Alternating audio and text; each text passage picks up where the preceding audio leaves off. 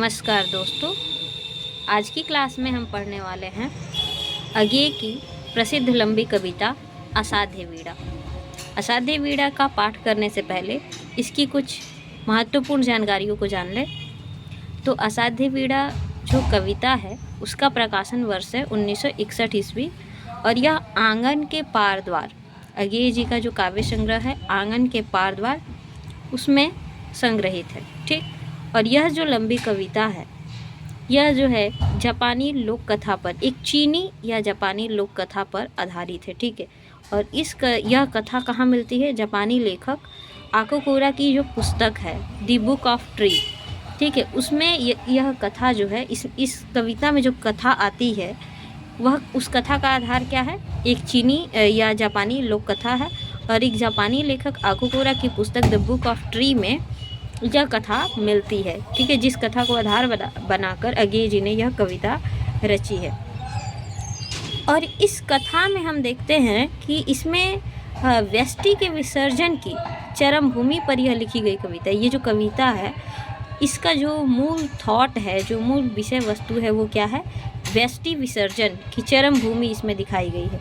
मूल रूप से जो सृजन की प्रक्रिया होती है वह किस प्रकार घटित होती है यह इसमें बताया गया है। ठीक है, इसमें लेखक या कवि जो है अज्ञे जो है वो ये बताना चाहते हैं कि सृजक जो है अपने उदात्त रूप में, ठीक है, सृजन जो है अपने उदात्त रूप में तभी अवतरित होता है जब सर्जक जो है अपने व्यष्टि, ठीक है, अपने व्यष्टि या सृष्टा के भाव को विसर्जित कर देता है। ठीक है, अहम भाव का विसर्जन, अहम का विसर्जन ही मतलब इस कविता का ध्येय है। और जब हम अपने अहम को विसर्जित कर देते हैं, अपने सृष्टा भाव को विलीन कर देते हैं, तो तभी जो है उदात्त सृजन घटित होता है।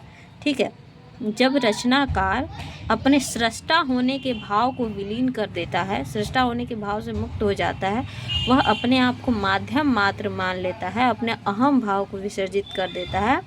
ठीक है, तभी उसके माध्यम से कोई परम सत्ता खुद को अभिव्यक्त कर पाती है। ठीक है, और जिससे किसी रचना की चरम सिद्धि होती है या कोई सर्जना, कोई उत्तम सर्जना निकल के आती है।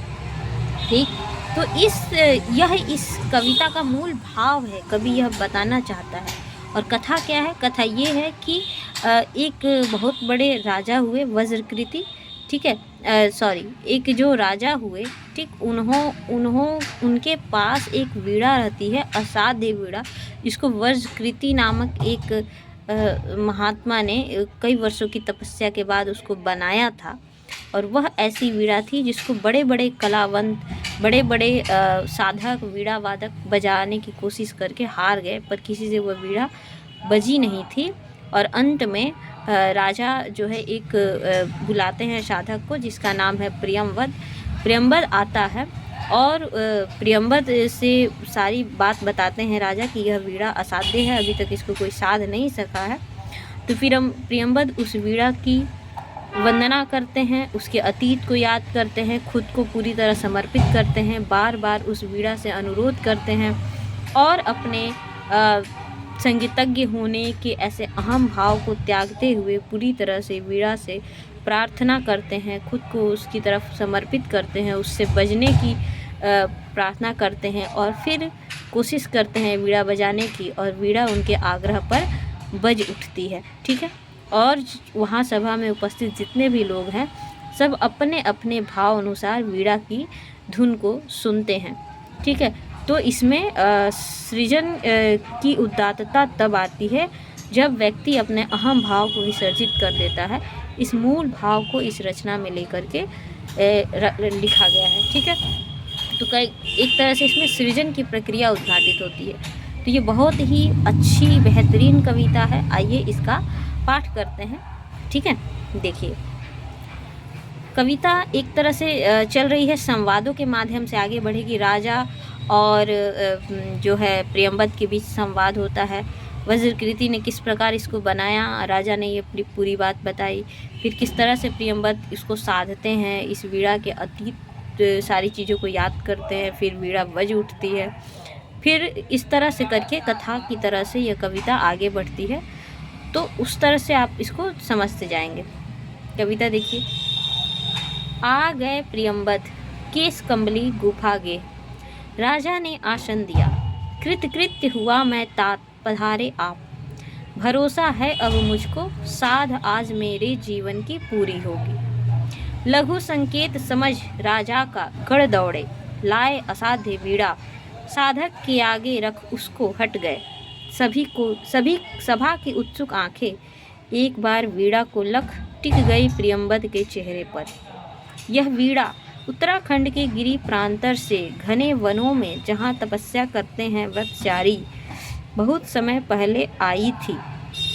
पूरा तो इतिहास न जान सके हम, किंतु सुना है वज्रकृति ने मंत्रपूत जिस अति प्राचीन किरीट तरु से इसे गढ़ा था, उसके कानों में हिम शिखर रहस्य कहा करते थे। अपने कंधों पर बादल सोते थे, उसकी करी शुंडों सी डाले हिम वर्षा से पूरे वन यूथों का कर लेती थी परित्राण।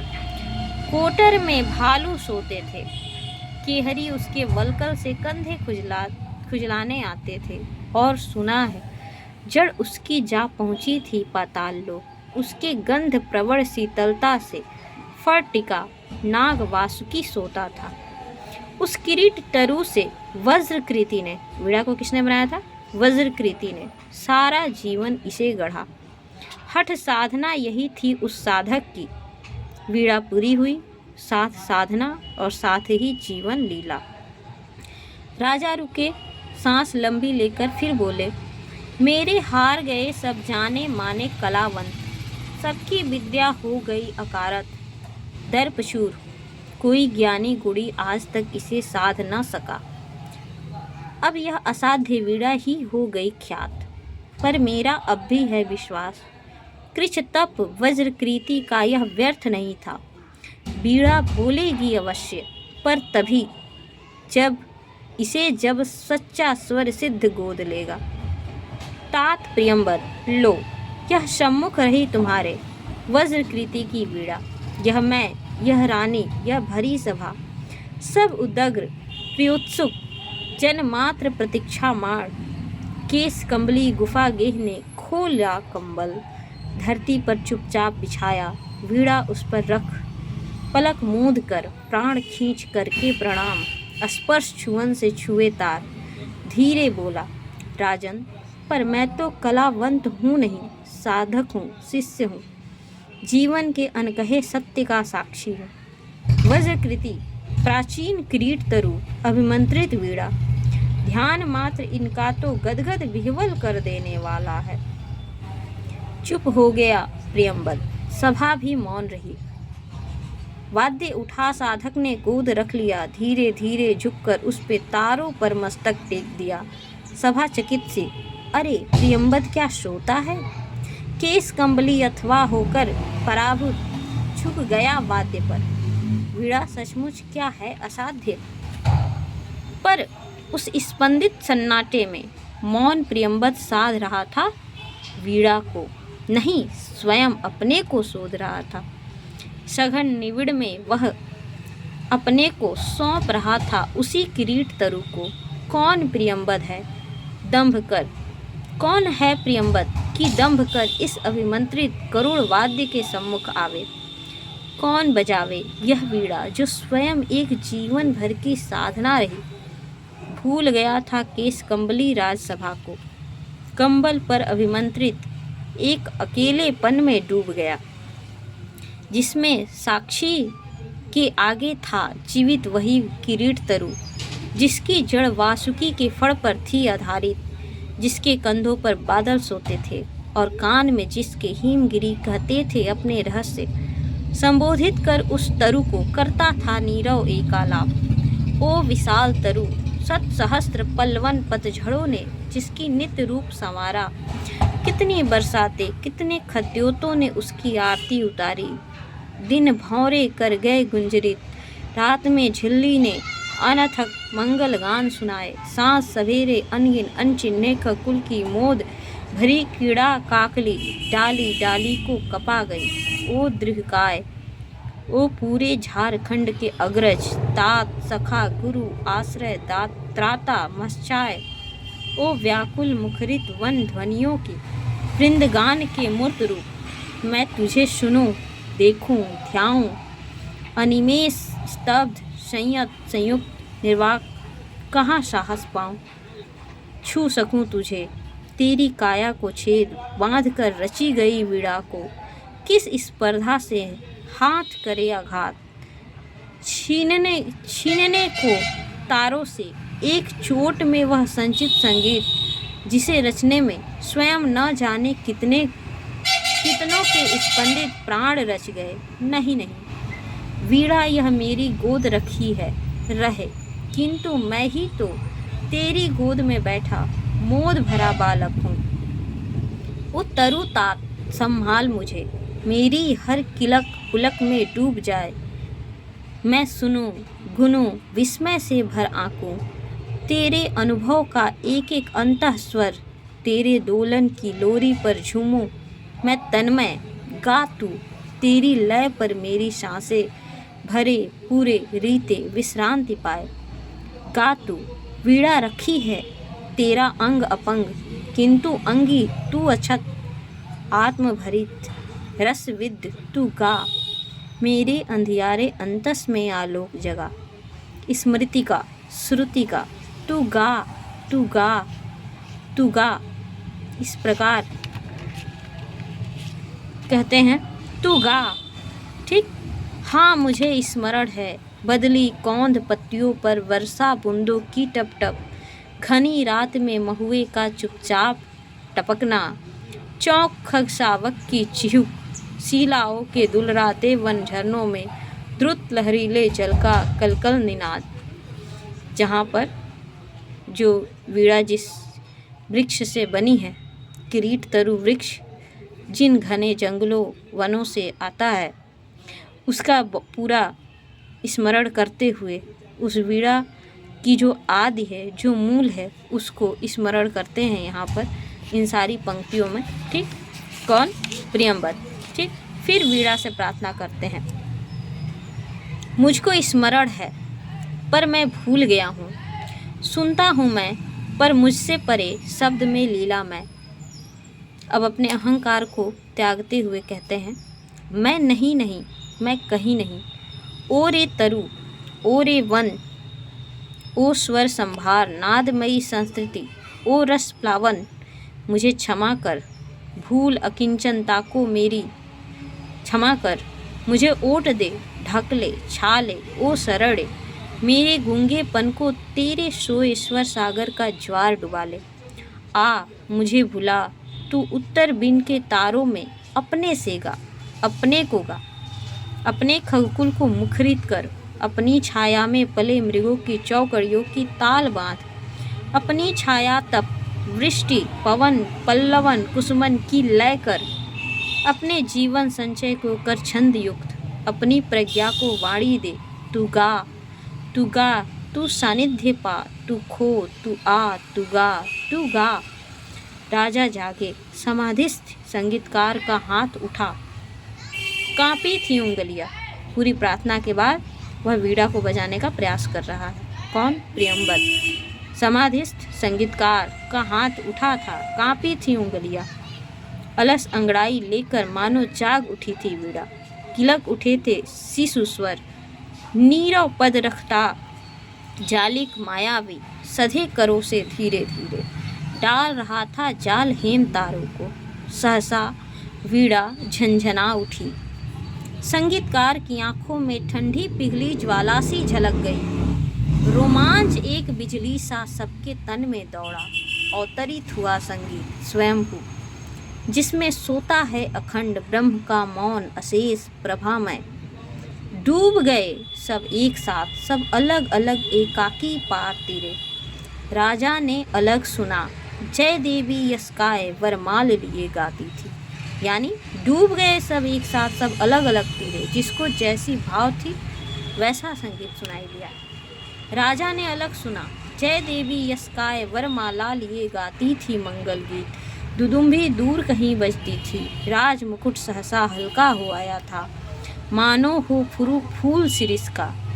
ईर्ष्या महत्वाकांक्षा द्वेष चाटुता सभी पुराने लुमड़े से झर गए। निखर आया था जीवन कांचन, धर्म भाव से जिसे निछावर वह कर देगा। रानी ने अलग सुना, छटती बदली में एक कौंध कह गई, तुम्हारे ये मणि मणिक कंठहार पट वस्त्र मेखला किंकिड़ सब अंधकार के कण हैं, ये आलोक एक है प्यार अनंत उसी की। विद्युलता घेरती रहती है रसभार मेघ को, थिरक उसी की छाती पर उसमें छिपकर सो जाती है। आश्वस्त सहज विश्वास भरी रानी उस एक प्यार को साधेगी। सबने अलग अलग संगीत सुना, ठीक है, सबने अलग अलग संगीत सुना। इसको वह कृपा वाक्य था प्रभुओं का, उसको आंतक मुक्ति का आश्वासन।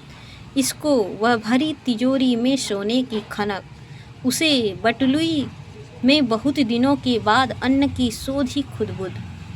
किसी एक को नई वधू की सहमी सी पायल ध्वनि, किसी दूसरे को शिशु की किलकारी, किसी एक को जाल फंसी मछली की तड़पन, एक अपर को चहक मुक्त नभ में उड़ती चिड़िया की, एक तीसरे को मंडी की ठेलम ठेल ग्राहकों की स्पर्धा भरी बोलियां, चौथे को मंदिर की ताल युक्त घंटा ध्वनि और पांचवे को लोहे पर सधे हथौड़े की समझोटे और छठे को लंगर पर कसमसा रही नौका पर लहरों की अविराम थपक।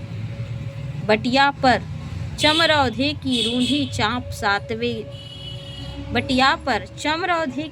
चाप सातवें के लिए और आठवें को कुलिया की कटी मेड़ में बहते जल की छुलछुल, इसे गमक नट्टिन की एड़ी के घुंघरू की, उसे युद्ध की ढोल, इसे संझा गोथुली की लघु टुनटुन, उसे प्रलय के डमरू, उसे प्रलय का डमरू नाद। इसको जीवन की पहली अंगड़ाई पर उसको महाजृंभ की विकराल काल।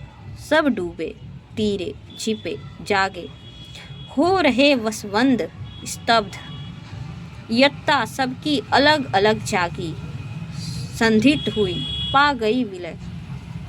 वीणा फिर मूक हो गई। साधु साधु राजा सिंहासन से उतरे, रानी ने अर्पित की सतलड़ी माल। जनता बिहवल कह उठी, धन्य धन्य हे स्वरजीत धन्य धन्य। संगीतकार वीणा को धीरे से नीचे ढक, मानो गोदी में सोए शिशु को पालने में डालकर मुग्ध माँ हट जाए, दीठ से दुलारती उठ खड़ा हुआ, बढ़ते राजा का हाथ उठाकर आवर्जन बोला, श्रेय नहीं कुछ मेरा, श्रेय नहीं कुछ मेरा। यहाँ अहम भाव का विसर्जन है। श्रेय नहीं कुछ मेरा, मैं तो डूब गया था स्वयं शून्य में। वीणा के माध्यम से मैंने सब कुछ को वीणा के माध्यम से अपने को मैंने सब कुछ को सौंप दिया था। सुना आपने जो वह मेरा नहीं, न वीणा का था, वह तो सब कुछ की तथता थी। महाशून्य वह महामौन अविभाज्य अनाप्त अद्रवित अप्रमेय, जो शब्दहीन सब में गाता है। नमस्कार कर मुड़ा प्रियंबद केस कंबले, लेकर कंबल गेह गुफा को चला गया। उठ गई सभा, सब अपने अपने काम लगे। युग पलटा।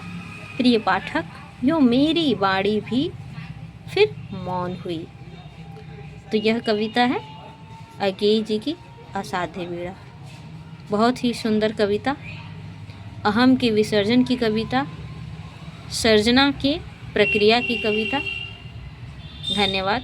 इसी प्रकार के महत्वपूर्ण परीक्षा उपयोगी और हिंदी साहित्य से जुड़े तथ्यों को, रचनाओं को पढ़ने के लिए चैनल से जुड़े, चैनल को लाइक और सब्सक्राइब करें। धन्यवाद।